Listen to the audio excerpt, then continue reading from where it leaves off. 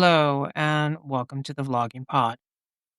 Since our last update on Supplement Nutrition Assistant Program, SNAP, where we talked about how several states were stepping in with rescue funds to help their residents, a lot has changed.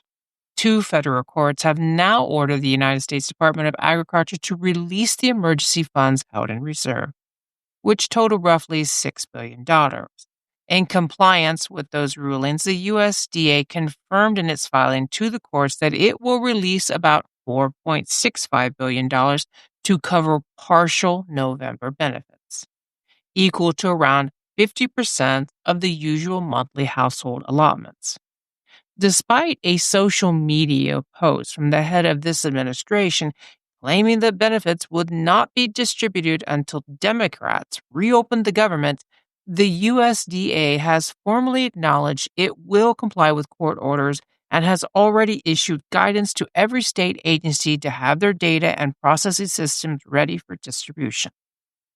The USDA requested that states follow their normal payment schedules, which generally fall between the 1st and 20th of each month.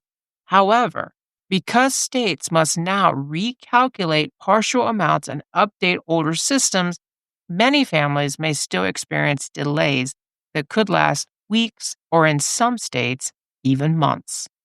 Current recipients should expect to see about half their typical SNAP benefit when their state completes the upload, while new applicants for November may face longer waits. In reference to only receiving half of the federal amount, some states are stepping in to help fill the gap.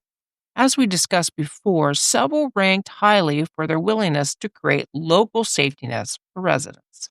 For example, since I am an Ohioan, let's look at how Ohio is handling this situation.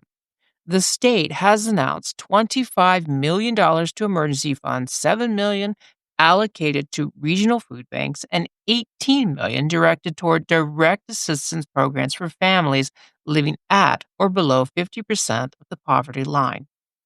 While that doesn't fully replace the lost federal portion, it can help households stretch resources by supplementing groceries and covering fresh items that EPT budgets can't currently meet.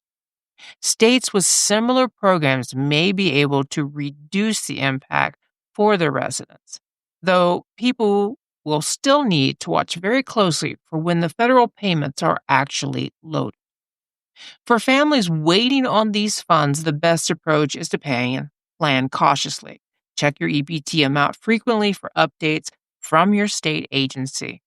Reach out to local food banks or relief programs if you're facing gaps. And keep an eye on both your state's SNAP website and USDA announcements for guidance.